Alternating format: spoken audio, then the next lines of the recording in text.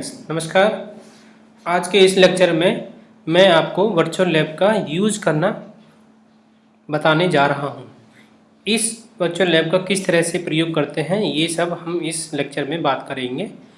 तो सबसे पहले हम इस लिंक पे क्लिक करेंगे, दैट इज़ www.vlab.co.in। जैसे इस लिंक पे क्लिक करते हैं तो आपको एक विंडो दिखाई देगी जो इस तरह से दिखेगी। ये है virtuallab.co.in। तो यहाँ पर जैसे ही आपको नीचे स्क्रॉल करेंगे इसको, तो आपको broad area of the virtual labs दिखाई देंगे। तो ये हैं सब्जेक्ट्स के नाम जिसमें कि एक्सपेरिमेंट अवेलेबल हैं अभी। तो ये सारे experiment IIT Guwahati, IIT Delhi, IIT Bombay, IIT Kanpur, IIT Hyderabad and Amrita विश्व विद्यापीठ यूनिवर्सिटी, IIT मद्रास, ये सारी यूनिवर्सिटी इन सब्जेक्ट पे काम कर रही हैं और इन्होंने ऑलरेडी कुछ एक्सपेरिमेंट को डिजाइन कर चुके हैं। तो जैसे हम फिजिकल साइंस का एक्सपेरिमेंट करना चाहते हैं तो फिजिकल साइंस पे हम क्लिक करेंगे। तो जैसे फिजिकल साइंस पे क्लिक करेंगे, ये है फिजिकल साइंस। तो यहाँ पे जैसे क्लिक करते हैं उसके बाद में आपको एक दूसरी विंडो दिखाई देगी और आप यहाँ से भी क्लिक कर सकते हैं और आप डायरेक्ट इस लिंक से भी क्लिक कर सकते हैं फिजिकल साइंस के लिए। तो जैसे फिजिकल साइंस पे क्लिक करते हैं तो आपको ये वाली विंडो दिखाई देगी।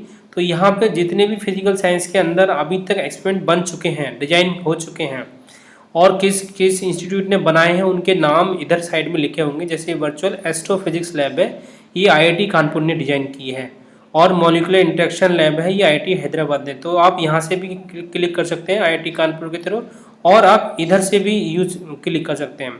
तो जैसे मुझे अभी सॉलिड स्टेट फिजिक्स में करना चाहता हूँ कोई एक्सपेरिमेंट, तो solid state physics virtual lab पे क्लिक करेंगे और ये जो लैब है ये अमृता विश्व विद्यापीठ यूनिवर्सिटी ने तैयार की है। तो हम जैसे इस पर क्लिक करते हैं solid state physics virtual lab पे, तो आपको एक दूसरी विंडो दिखाई देगी जो केवल अमृता लैब की ही है। तो इन्होंने मतलब अमृता विश्व विद्यापीठ यूनिवर्सिटी ने ये सारे एक्सपेरिमेंट तैयार किए हैं और ये वर्चुअली अवेलेबल हैं। दैट मीन्स कोई भी आप इसमें लॉगिन करके इनको परफॉर्म कर सकते हैं। तो यहाँ पे एक लिस्ट दे रखी है जो कि इस लैब ने तैयार की है, दैट इज़ value@अमृता। तो हियर जैसे ये solid state physics virtual lab के अंदर कुछ एक्सपेरिमेंट है जो मैं पढ़ता हूँ। Characteristics of the Zener diode, characteristics of the thermistor, resistivity by 4-proof method, BH curve and the Hall effect experiment, determination of the charge carrier density। तो here that means आपको इनमें से कोई भी एक एक्सपेरिमेंट जो आप करना चाहते हैं उसको सेलेक्ट करना है और उस पर क्लिक करना है। जैसे ही आप क्लिक करेंगे तो आपको दूसरी एक विंडो दिखाई देगी। तो जैसे मैंने हॉल इफेक्ट एक्सपेरिमेंट पे क्लिक किया है तो मुझे ये वाली विंडो दिखेगी। तो यहाँ पे ये इसका नाम लिखा होगा hall effect experiment, determination of the charge carrier density. तो यहाँ पे बहुत सारे ऑप्शन दिख रहे हैं, थ्योरी है, प्रोसीजर है, सेल्फ इवैल्यूएशन है, सिमुलेटर है, असाइनमेंट है, रेफरेंस एंड द फीडबैक।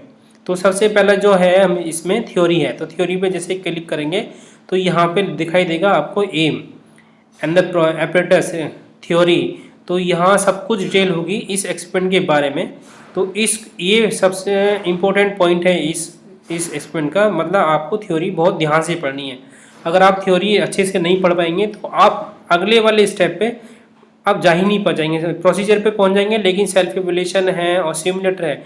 तो ये दो ऐसे प्रोसीजर हैं कि जिसमें आप जा ही नहीं सकते। अगर थ्योरी को स्किप कर देते हैं तो आप सेल्फ इवैल्यूएशन में जो क्वेश्चन दे रखे हैं उसको नहीं कर पाएंगे।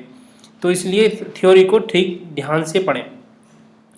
तो जैसे ही आप थ्योरी पे क्लिक करते हैं तो आपको ये उसमें क्या है थ्योरी, उसकी जैसे सेटअप होगा, उसका डायग्राम कैसे बनता है, कैसे करंट फ्लो होती है उसमें, तो ये सब कुछ डिटेल दे रखी है। तो जैसे आप थ्योरी पढ़ लेंगे उसके बाद में हम नेक्स्ट जो ऑप्शन है वो प्रोसीजर पे क्लिक करेंगे। तो प्रोसीजर में आपको बता रखा है कि किस तरह से आपको करना है एक्सपेरिमेंट। तो प्रोसीजर भी ठीक से पढ़ लिया, उसके बाद में हमने सेल्फ इवैल्यूएशन पे क्लिक करेंगे। तो जैसे सेल्फ इवैल्यूएशन पे क्लिक करते हैं तो आपको ये वाली विंडो दिखाई देगी। तो सेल्फ इवैल्यूएशन में 4 या 5 या 10 क्वेश्चन होंगे जो आपको करेक्टली आंसर देने हैं। अगर आप एक भी क्वेश्चन का आंसर गलत करते हैं तो आप अगले वाले स्टेप पर नहीं पहुंच पाएंगे। तो दैट मीन्स अगर आपने थ्योरी नहीं पढ़ी है तो आप इन क्वेश्चन का आंसर नहीं दे सकते हैं। अगर दे सकते हैं तो अच्छी बात है। तो थ्योरी अगर पढ़ लेते हैं तो इन क्वेश्चन के आंसर इजीली दे पाएंगे। तो ये क्वेश्चन का आंसर देने के बाद में फिर सिमुलेटर पे क्लिक करेंगे। तो सिमुलेटर पे जैसे ही क्लिक करते हैं तो आपको जो दूसरी विंडो है वहाँ पे एक साइन अप करने के लिए पूछा जाएगा। तो जैसे ही साइन अप करेंगे उसमें पहले इसमें सिमुलेटर विंडो पे जाने के लिए आपको साइन अप करना जरूरी है। जैसे कि मैंने इसमें साइन अप कर दिया है और ये मेरा लिखा हुआ you are logged in as Rajveer Singh, have log out, that means मैंने लॉगिन ऑलरेडी कर चुका हूँ इसमें। तो तभी मुझे ये विंडो दिखाई देगी। अगर आप विदाउट लॉगिन साइन अप करे हुए लॉगिन करना चाहते हैं तो नहीं कर पाएंगे। तो आप पहले इसमें साइन अप करें, साइन अप करके अपना डिटेल दें उसमें और फिर वेरीफाई किया जाएगा। वेरीफाई करने के बाद में आप इसमें लॉगिन कर सकते हैं।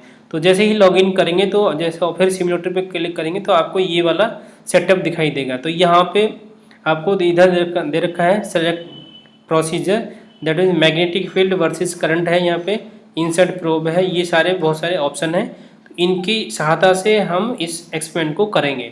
तो अगले वीडियो में मैं बताऊंगा कि इसको करना कैसे है, उसके लिए मैं अगले वीडियो में बताएंगे। Thank you.